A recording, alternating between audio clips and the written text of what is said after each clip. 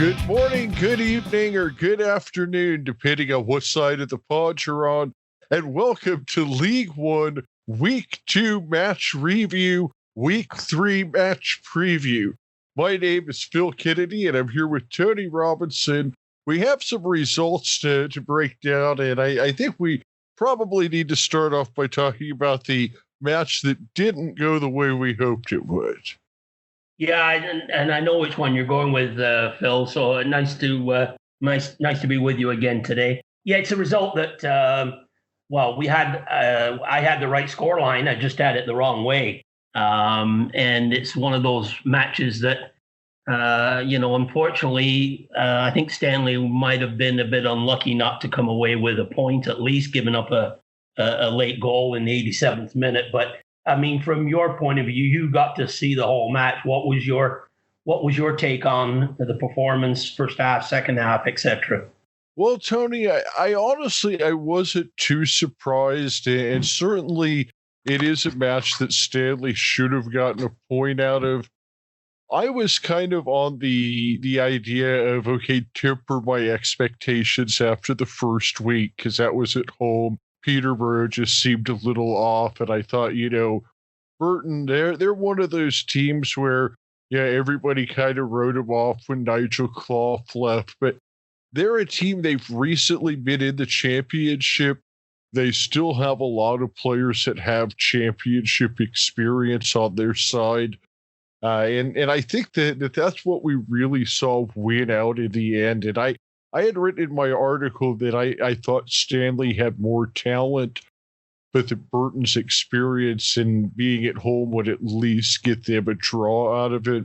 Turns out it ended up getting them the full 3 points. Just kind of, looking at Burton's roster, and a guy I made a big deal about in my article and kind of said that he was somebody that needed to shoulder the load. Well, he absolutely did that. That's John Brayford. He was actually playing in his 401st league match. This is a guy that started 200 games in the championship, or actually 194 if you want to be exact. Yeah, you got guys like Lucas Akins. He had 69 starts in the championship, over 200 starts in League One. And that kind of experience outside of really Mark Hughes and Seamus Keneally just isn't something that Stanley even comes close to having. And I think that's ultimately what turned the tables. Yeah, you're right. When you look at the young squad, and I think that's one of the things that Coleman commented on is that, it's a learning curve. And he said after last week's win over Peterborough, he said, well, we don't get too high over the win and we hopefully won't get too low over the loss, he said. But certainly, the lack of experience, I guess, would be a nice way to say it, is something that factored into this result. Well, certainly. And Tariq Uwakwe is a guy that we had on the show last week. And if you haven't had a chance to check out that, definitely. He is an incredibly talented player. But at the same time, last week, he was just telling us, this is the first time in my life I've ever really played for 3 points. We're talking about guys like Akins with 200 League One starts, or a guy like Brayford with 400 league starts. Meanwhile, you've got a guy like Uwakwe making his second league start. And last week, he certainly was part of making sure that we won that match against Peterborough. This week, he certainly contributed a lot, especially on the offensive end. He was a part of the goal that we ended up scoring. Unfortunately, late in the match, he ended up making a pretty bad turnover where he just didn't protect the ball well enough. It was Indiana Vasilev that kind of poked it away from him. That led to the corner kick that Burton ended up scoring the winning goal off of. So, I mean, that's just part of a learning curve. Is the reason that you even have a guy as talented as Tariq Uwakwe at Accrington Stanley is because he's 20 years old and he's needing to get game experience. So it's a trade-off where you're going to get some really talented players, but they're also going to still not be as experienced as a lot of the guys they're going against. So that's something that Stanley, I think, is going to see an improvement as the season goes on, because these guys are just going to get games under their belt, and they're going to start seeing things they haven't seen before, get used to playing for that 3 points. Yeah, and as he said in his interview with us, there's a lot more on the line when you win and lose a match in League One as opposed to the U23s. And I mean, after 2 weeks, he's experienced both.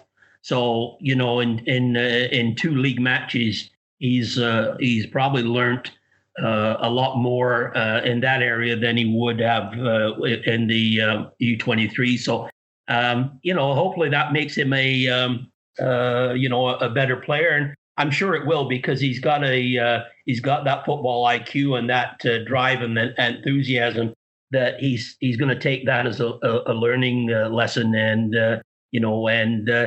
I'd wager you wouldn't see him make that same mistake again, because he's going to learn from it. Yeah, after talking to him, I don't have any doubts that there's probably nobody more upset about the mistake than he is. And it's just part of League One football. And for instance, there was a couple of chances that Cassidy had that maybe he should have slotted away. And I know that, all the commentary, that Dan Jewell and Sean McConville definitely thought so.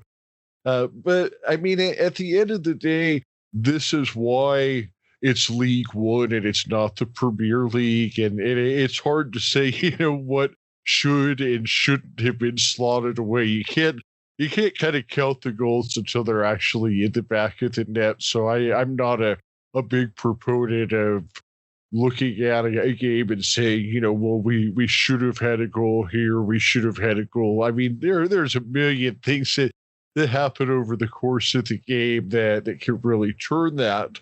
But to me, like I said at the beginning, it really just came down to the experience of Burton winning out, not only in the way that they were able to capitalize on the mistakes and get the lead, but also the way that they were able to run down the clock and waste time, if you will, at the end of the game. That comes with experience. I mean, the experienced teams know how to do that well. But when you look at the stats, and you see that Stanley had 10 attempts and 4 on target, whereas Burton were 13 with 4 on target. I'd be more concerned if Stanley weren't getting any sort of chances, but they are. And as long as you're creating chances, you're going to win. You're going to win your share of games. And like you said, the number of chances seem to be greater, in League One, and the conversion rate is a lot less than you would see in the Premier League. But I think it's a positive. They were, close to getting a point. They probably felt cheated. They didn't, but they're getting chances, and on to the next match. So, it's like Coleman said, it's you don't get too down because they've lost a match, and it was a tough loss, but only by 1 goal on the road. Yeah, I mean, there was plenty of positives to take away from it. And just to kind of close out a couple things I wanted to touch on the Burton and Lucas Akins. I mean, that guy, he just crushes us every time. He didn't get on the score sheet this time, but he definitely was a key cog in creating the chance that led to the first goal. Indiana Vasilev, he's another guy that I went over in my article.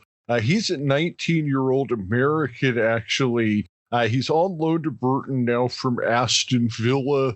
He actually, last year, he made, it was actually, kind of this year, but last season, if you will, when they were doing those makeup games this summer. He actually made 4 appearances in the Premier League. They were all substitute appearances, but this is a guy that at 19 years old He's already played games in the Premier League, and he certainly he came on as a late sub. It was his very first appearance with Burton. He came in and he made a difference right away. So I mean, this is to me going to be a guy to keep an eye on throughout the year for Burton. Well, I think right now, Burton are in 13th. I know it's only 2 matches, but I mean, I see them as a team that is going to be pretty safe, and they're going to win with experience, as you said. So I don't see any downside for Burton as far as getting into the bottom half. Yeah, I definitely agree that they're not going to be in the relegation zone by the time that things are up. I mean, if I had to say, watching the past 2 games, now I don't necessarily think the final standings will give them sway, but Burton looked better than Peterborough did. Obviously home versus road is a big thing, which leads us to our next match, because this was a big road win. And probably the game of the week in terms of the size and expectations of the club. That was Oxford and Sunderland, where Sunderland was able to travel into Oxford, take a 2-0 win. Oxford is now 0-2. What were your thoughts on this? I'm kind of surprised, not necessarily that Sunderland won, but surprised to see Oxford struggling so badly out of the gate. Yeah, I mean, they got beat really on all the stats. I know possession is not the biggest stats, and they had 47% to Sunderland's 53%. They only had 1 shot on target. That was big what I saw. Yeah, and that, well, I think Sunderland's experience and talent just seemed to come through in that second half. I think Oxford, I hate to say, and you heard the term hangover from last season, in the playoffs when they were expected to really get promoted. But there could be some lingering effect that the manager has to deal with, because they were the second best team, and that second goal that Sunderland got, where Gooch, I think he beat 3 to 4 men and put it in the corner of the net. I mean, that was a really nice goal, and it just really deflated Oxford, and I mean, that was basically game over at that point. So yeah, I think Oxford. I'm a bit surprised with I expected more from them for that match. But definitely Sunderland were well worthy of the 3 points. Well, Tony, I would say probably the most surprising thing so far is that we've actually had reason to talk about 2 different American players on a League One podcast, because, of course, Gucci just mentioned is an American as well, and yes, he did. He scored one of the Sunderland goals. He had the second one at the 82nd minute. It was Luke O'Neill in the 47th minute. The thing that caught my eye is I noticed that O'Neill, he scored in the 47th minute. Then around the 62nd minute, Sunderland started making some substitutions. They brought in Josh Scowen, and then they brought in Charlie White. Finally, they brought in Gooch in the 78th minute. Only took him 4 minutes to score. But, just looking at the quality of the players that Sunderland is able to bring in off of their bench, this is the reason that I picked them to win the whole thing at the beginning. Is I think, like I said, they cleaned out some of those players that weren't wanting to play in League One, and now what they have left is a mixture of new guys and then the core of the guys that still wanted to be there. Yeah, I think they have some talent for sure. Like you said, that O'Neill, he looks good. And, like you said, the talent they brought off the bench. Yeah, Sunderland are where I expected them to be in that, already after 2 matches, they're, 1-1, 4 points. This one could kickstart their season on to, their next match is at home. So we'll see how they do after that one. But definitely a big result disappointing for Oxford, and as they travel next week to visit our favorite Stanley. So we'll talk about that one later.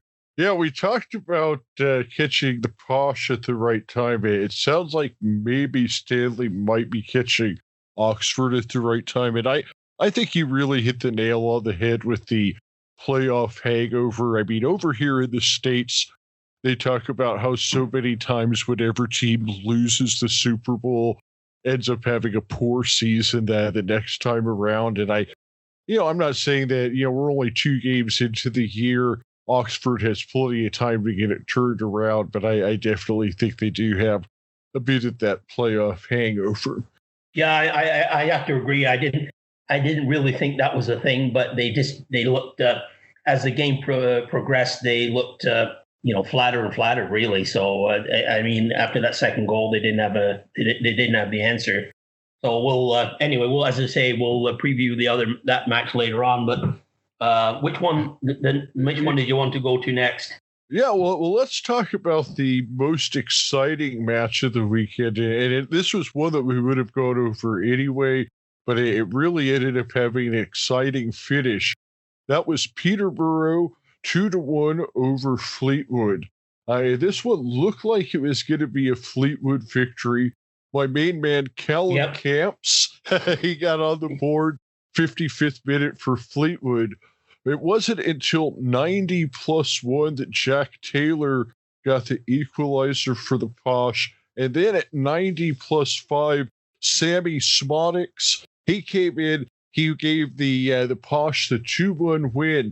And then the really big story in this one is that after the game, Joey Burton, of all people, accused Peterborough of dirty tactics.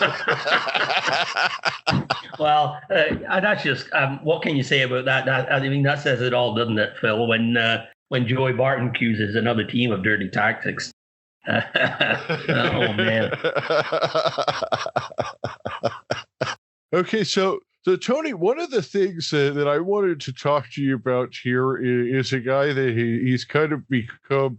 He's somebody that we definitely need to get on for one of our Callum Club interviews, and that's Callum Camps. And one of the things that I always look for is a player that was kind of producing goals and assists for a bad team that ends up moving to a good team in the off season.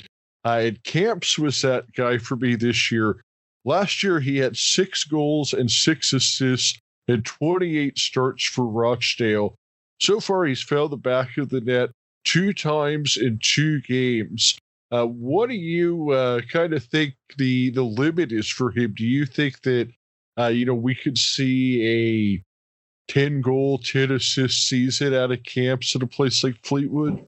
Well, it certainly, he's on a better team, so I definitely expect him to improve on his stats. And I didn't know much about him from Rochdale, other than he was always a thorn in Stanley's side. But he certainly seems to have found himself a good place to play. And the thing with Joey Burton, we have a laugh about him, but he knows his football, and I think he's going to use Camps a lot, and to sort of not only score goals, but obviously to provide assists. So I think when you mentioned about being a big signing, that could make I think it will make the difference, and really one of the reasons I picked Fleetwood to end up in the playoffs, and he's a big reason for that.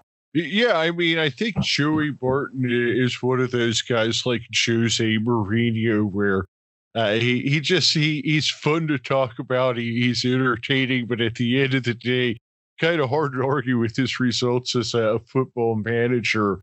And especially with him having been a midfielder during his playing career, that's going to help that's going to help somebody like Camps to be working with somebody of his pedigree.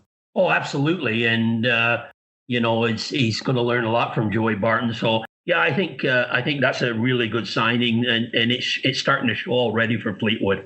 Now, one thing that we did kind of want to talk about, and this will be the last thing we mentioned about Fleetwood, but In my article, I kind of talked about Sam Finley, and of course, he parted ways with Accrington this week. He is still suspended for, I believe, 5 more matches, but he has signed with Fleetwood. Clearly, Joey Burton was no stranger to suspensions during his playing career. So I kind of wonder, do you think that Burton might be the ideal mentor for Sam Finley, if you will? Well, there's if you want to look at Sam and Joe, Sam's got a bit of Joe in him, as a player, and he's got that bit of an edge to him. So maybe Joey Barton can sort of help him harness that and use it to his benefit. So Sam can contribute and he'll help with teams. So let's hope Joey can bring out the best of him. And that really could help solidify Fleetwood as a solid playoff team, really. Yeah, absolutely. I hate to see Sam go, but certainly it reached a point where he now had 2 significant suspensions in 2 years. And at some point, John Coleman and Jimmy Bell and John Doolin are just going to say, well, if we can't count on this guy to be available for the lineup card, then we need to look in another direction. And I think that's ultimately what happened there. Real quick before we move on to the last game that we're going to feature from last week, I did want to mention real quick another player who left Stanley during the offseason that had a big weekend, and that's Clicker. He actually scored the game-winning goal for Luton Town in the championship. Now, I know that Luton Town isn't the most popular of clubs among Stanley fans, to say the least, but it's certainly good to see Clicker going and having success at the next level. Yeah, he's such a nice fella that you wish him well, and although you may not like Luton as a Stanley supporter, I wish they would lose 4-3 and Clicker gets a hat trick. That way I'm happy, but I'm happy for him because he's a good guy. He's a nice player, and he should, it's nice to see him have success at the championship level because we always knew that he had that in him, and this is his time to shine. And if he has a really good season, hey, the Premier League people are always looking out for real good players in the championship, and this is a big season for him, and I expect him to handle the pressure, and I expect him to do well. Now, one thing that was a bit of a controversy was after he scored that goal, I guess he was tapping the Luton badge, and that rubbed some people the wrong way, that they were kind of saying it was too soon. My thought on it is, hey, this guy, I believe he's 28 years old, so, he's probably, since the time he was 5 years old, been playing football for 23 years. He's now worked to finally get a chance at the championship. This team gives him a chance. He goes out and scores a winning goal. I feel like he's earned the right to tap that badge and feel that passion about his accomplishment. But where do you stand on that, Tony? Well, I think anytime you put on the shirt, you got to play for that badge. It's on your heart. I'd expect nothing less. When players come to, he did the same thing when he was at Stanley. He played for that badge, and when he scored, and you could see the joy when they won, the same, and the heartache when they lost. So no, I don't have any problem with him doing that because that's who's paying his wages. He's a member of that team. He's playing for the club and for that badge now. Yeah, I don't have a problem with it. It's if he was doing that against the team, like say if Luton were playing at Stanley and he did that, I'd have a little issue with it. But when it's really got no bearing on it, and I have no problem with it, Phil. Yeah, I saw that pop up on Twitter where a few people were debating that, and I kind of wanted to get your thoughts. But let's move on to our last featured game, and then we have a quick news segment after that. Our last featured game was the one that played on Sunday. and it's the team that Tony selected to win the whole thing on our preview episode. They still haven't scored a goal yet this season. And I think the truly troubling part is that their 0-0 draw on Sunday came against Rochdale, a club that many people have slated as the worst team in the whole entire league. Now that was at the Dale, but I mean, is it panic time in Portsmouth? Well, as I said last week after one match, it wasn't.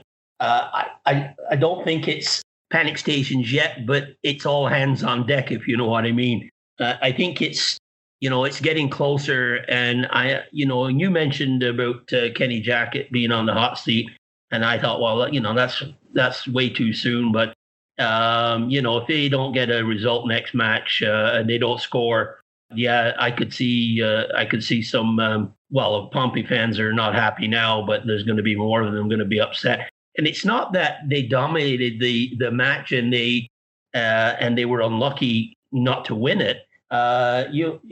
Rochdale at 45% possession, 14 attempts and 3 on target. So they weren't. Rochdale gave Portsmouth all they could handle, and so it's probably a fair result at the end of the day when you look at the score line or lack of the score line. But it's probably a fair result. Well, one thing I did do was I reached out to our friend Hugh Bunce of the PO Forecast to get his thoughts on whether or not Jackett would be around much longer. He's, of course, been a Jackett out guy since last season, but his feeling was kind of that ownership doesn't want to have to pay off the contract, and Jackett isn't going to walk away from it. So he doesn't see anything happening unless Pompey are still bottom half by Boxing Day. Well, that has a lot to do with it. And how does, if I remember correctly, doesn't this have a play, the manager's salary have an effect on the salary cap? That's a good question. I thought that it was only the playing staff. Okay. The cap includes basic wages, taxes, bonuses, image rights, agent fees, and other fees and expenses paid directly or indirectly to all registered players. So it does not seem to include manager salary.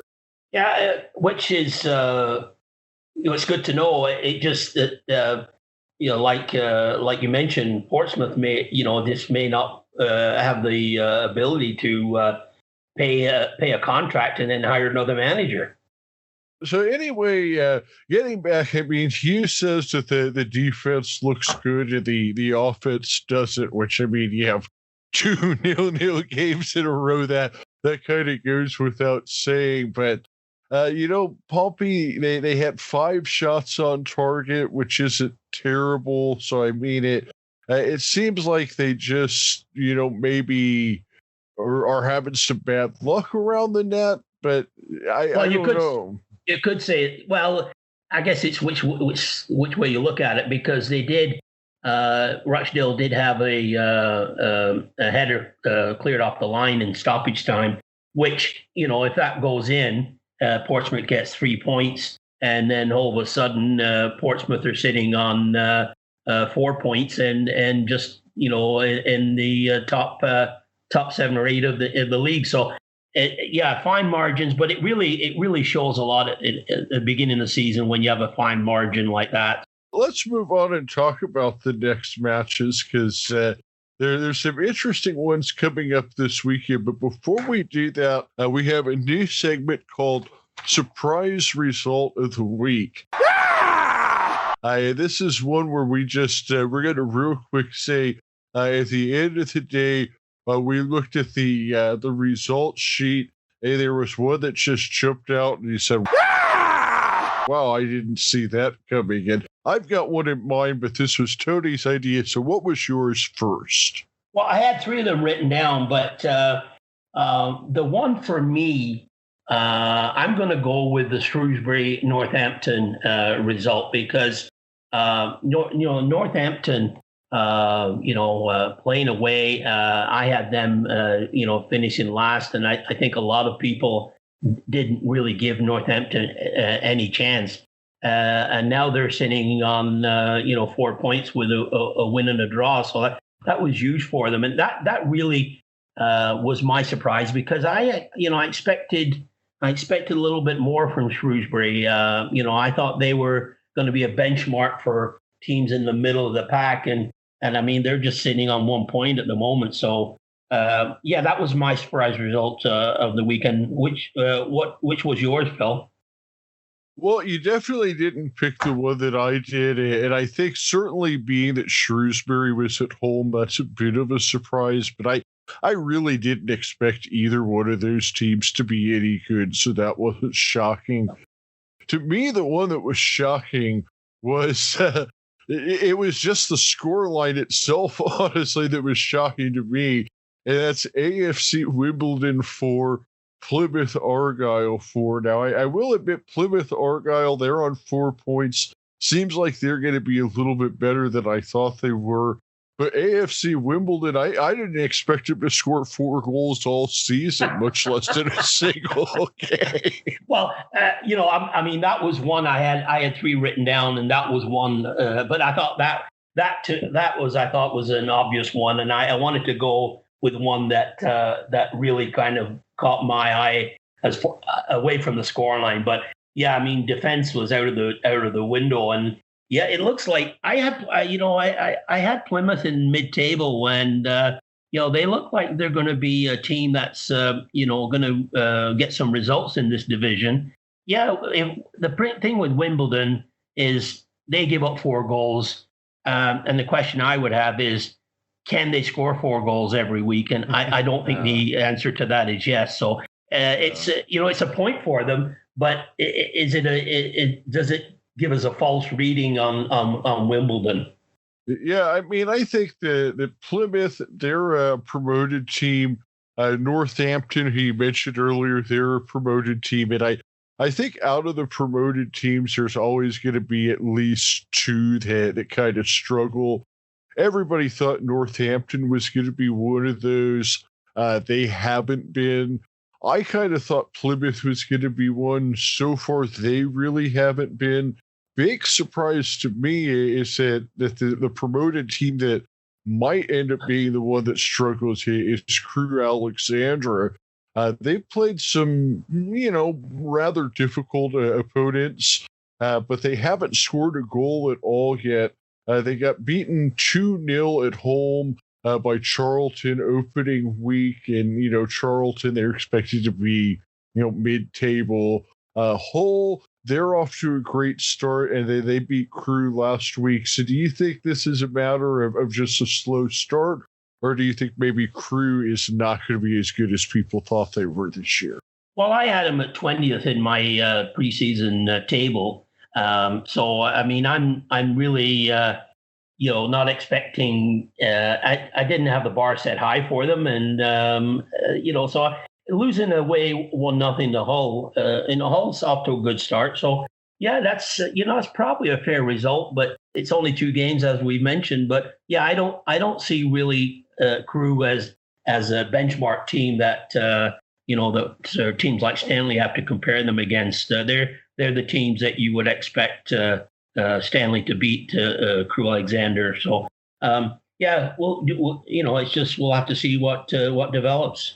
All right, well, let's take a look at the upcoming week, and we'll save Stanley and Oxford for last. And to me, the game of the week is pretty clear, and that's Sunderland in Peterborough at the Stadium of Light. What did you have down for that one, Tony? Well, this one is another good contest, and I think that win that Sunderland got, was big. But I think the way Peterborough won was even bigger and give them a lift. Having said that, and when we know Sunderland's known for getting draws, I'm picking a draw on this one, and I'm going for a 2-2 draw for Sunderland at home to Peterborough. All right, I could definitely see that. I mean, I think, like you said, it's going to be some momentum for Peterborough winning the way that they did. That being said, I think that I think Sunderland's going to take care of business. They really, to me, they kind of had a statement game here this week. So I'm going to go ahead and say that Sunderland take it 2-1. Okay. It's going to be a close game, so I think we're on the right track. That I think it's going to be a competitive match. I just think Peterborough is going to have that lift, and Sunderland really, I think the playing at home against a team like Peterborough, the pressure is going to be on Sunderland, and they quite well could win, but we'll see. And I'll stick with the 2-2. All right. What was the next game that you had written down for this week, Tony? Well, one of the ones I wanted to look at was Swindon and Burton, because we talked about Burton's result against Stanley, and if you look at Swindon, they're 1-1.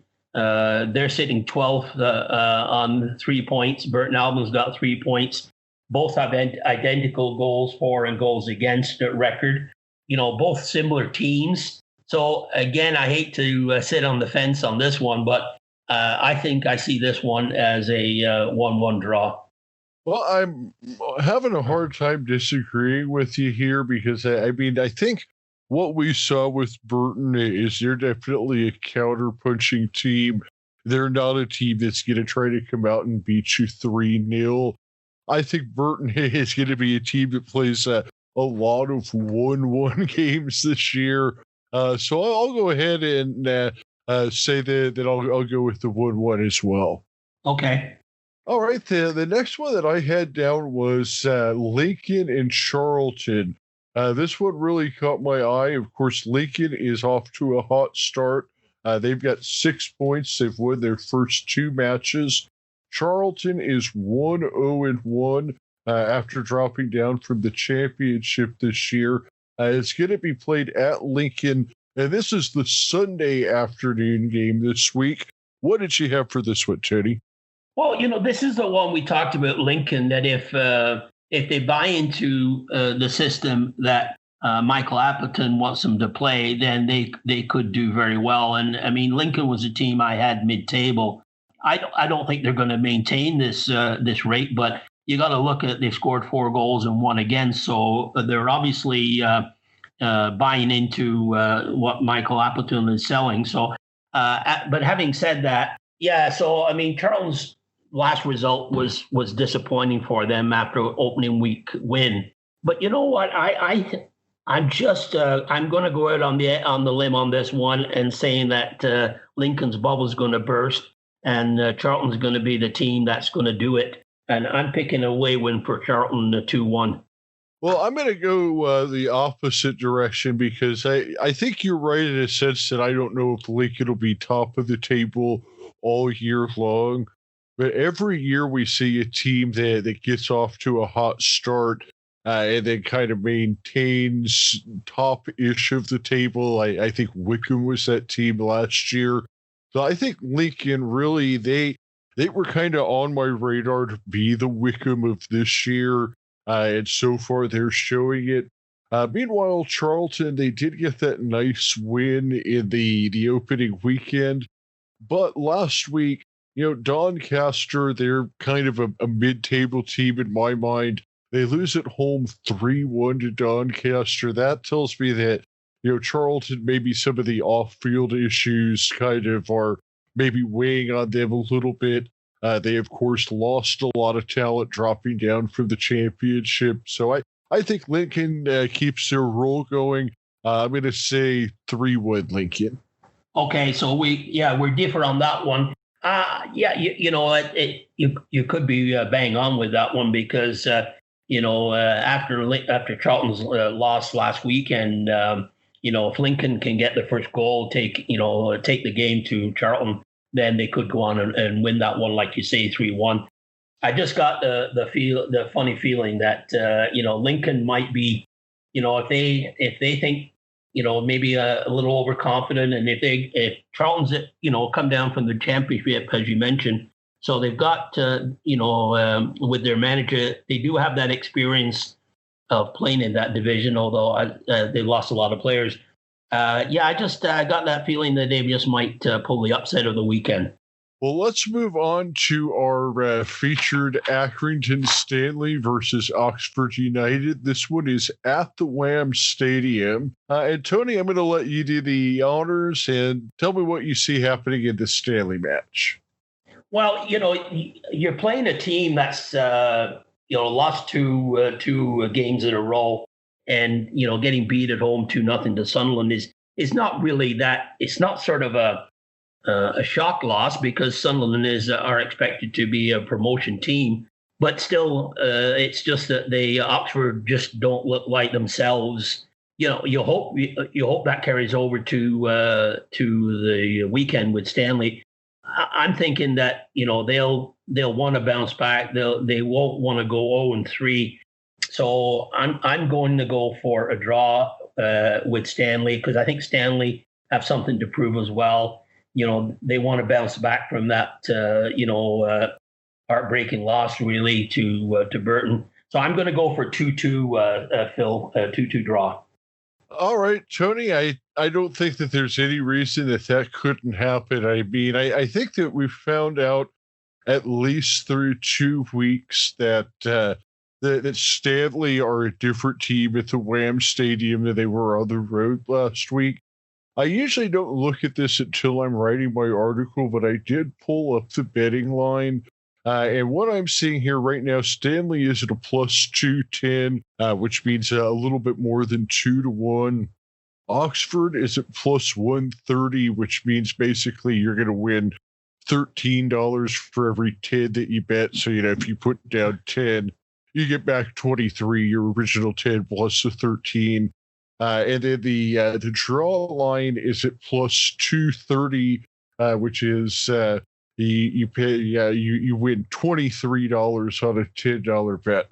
Anytime I see that you can bet on both sides and still make money, and the draw line is less than 2.5-1, that tells me that the casino is guarding against a draw.